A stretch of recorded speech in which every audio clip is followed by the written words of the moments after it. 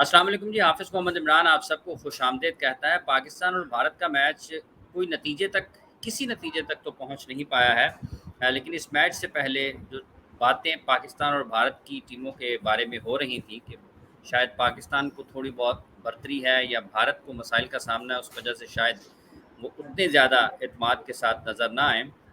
इस मैच की जो एक इनिंग्स हुई है और उसके आने वाले मैचेस पर क्या असरात पड़ सकते हैं और किस तरीके से बेहतर क्रिकेट देखने को मिलती है, इस पर हम बात कर रहे हैं। पाकिस्तान क्रिकेट टीम के साबिक कप्तान सलमान भट्ट साहब हमारे साथ मौजूद है। भट्ट साहब आपका बहुत शुक्रिया। भट्ट साहब ये बताइएगा कि रोहित का टॉस जीतकर पहले बैटिंग का फैसला और उसके साथ-साथ ये जो उनके टॉप परफॉर्मर्स की कारकर्दगी में अदम तसलसल था और इंजरीज़ का सामना था, इसकी वजह से थोड़ी बहुत कहीं न कहीं पाकिस्तान को बरतरी दी जा रही थी।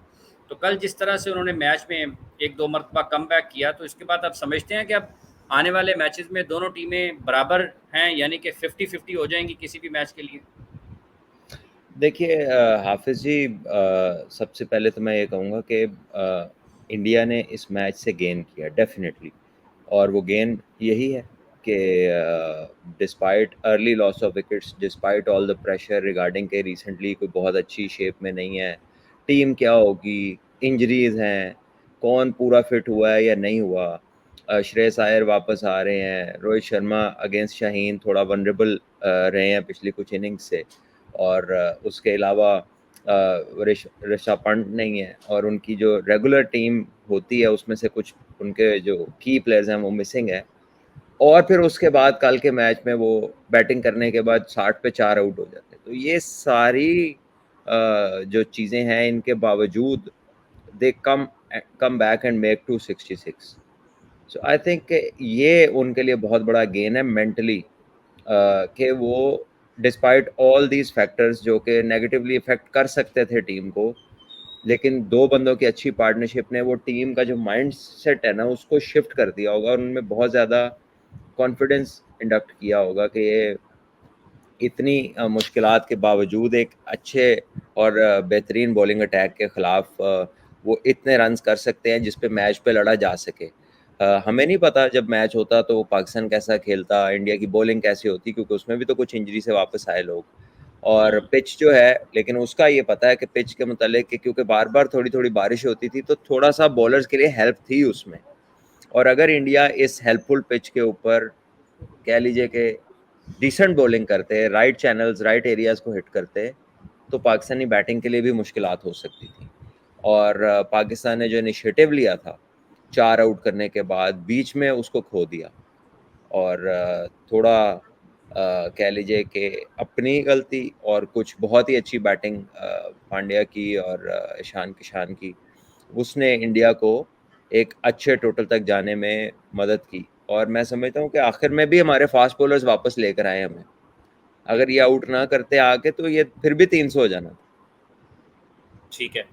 और टॉस जो जीता है रोहित ने और उस पर बैटिंग की है मुश्किल कंडीशंस में, इस पर भारत में ख़ासी तनकीद हुई है। बैसियत कप्तान आप इस फैसले को किस तरीके से देखते हैं कि क्या यही बेहतर फैसला था? एंड ऑफ द डे तो ये बेहतर हो गया क्योंकि बॉलिंग तो आई नहीं, तो बैटिंग हुँ, प्रैक्टिस हो गई। लेकिन अगर मैच पूरा होता, फिर भी नहीं मालूम कि क्या रिजल्ट होता। हाउ कैन वी से? बट येस, अगर ओवरकास्ट है और अगर स्पेल्स ऑफ रेन आने हैं और आते जा रहे हैं 1-2 दिन पहले से, और मज़ीद फोरकास्ट है, तो स्टार्ट स्टॉप के अंदर पिच भी अच्छा नहीं रहता, और बैटिंग भी जो है ना बार-बार सेट होना पड़ता है, बार-बार आपको आके अपनी सारी चीज़ों को ऑर्गेनाइज़ करना पड़ता है एज़ अ बैटर, वो मुश्किल होता है। ठीक है। ये जो मिडल में एक पार्टनरशिप लगी है, ईशान किशान इनको इन आउट थे टीम में, फिर हार्दिक पांड्या के ऊपर बहुत ज़्यादा नज़रें रहती हैं हमेशा इंडिया की। विराट कोहली और रोहित शर्मा के फिर रन्स नहीं आए हैं। तो आपको लगता है कि पाकिस्तान के पेस अटैक का एक ज़हनों पर सवार है और इंडिया ने गुज़िश्ता 10 बरस में अभी कल मज़हर अरशद ने एक ट्वीट किया था कि 31% उनके रन्स हैं पाकिस्तान के फ़ास्ट बॉलर्स के खिलाफ और 64 या 61 इस किस्म का स्टैट है जो स्पिनर्स के खिलाफ उन्होंने पाकिस्तान के रन्स किए हैं। तो आपको लगता है कि पाकिस्तान के बॉलर्स जो हैं वो बल्लेबाजों के जहनों के ऊपर सवार हैं और वो बहुत अपनी सलाहियतों के मुताबिक उनके सामने परफॉर्म नहीं कर पाते हैं? देखिए, बिल्कुल चैलेंज तो बने हुए हैं। जब तक इस चैलेंज को वो कंट्रोल और इसके ऊपर उस तरह से बैटिंग नहीं करते जिसके लिए वो जाने जाते हैं, तो तब तक तो ये बरकरार रहेगा। आप देख लीजिए, जब से शाहीन है, तो वो नए बॉल पे आउट कर रहा है, विकेटें लेता है वो। पता है अंदर आना है, पता है उसने यॉर्कर भी करना है और उसका नया बॉल मुश्किल होता है। उसके लिए वो तैयारी भी कर रहे हैं। लेकिन मुश्किल हुई और आई थिंक उसकी जो पार्ट ऑफ द रीज़न ये भी था कि बारिश बार-बार होती थी, कवर्स लाने के अंदर जितना टाइम लगता था, उतने में पिच की जो टॉप सरफेस है, उस पे मॉइस्चर आ जाता था और वो फिर बॉल को स्विंग होने में मदद करता था। तो ये भी एक फैक्टर था कल। और बट जनरली हर एक के खिलाफ शाहीन ऊपर से आउट करता है। हारिस ने कल एक्स्ट्राऑर्डिनरी बॉलिंग की है, यानी लगातार वो 145 और 50 के बीच में ही रहा है, वो बड़ा कम नीचे गया।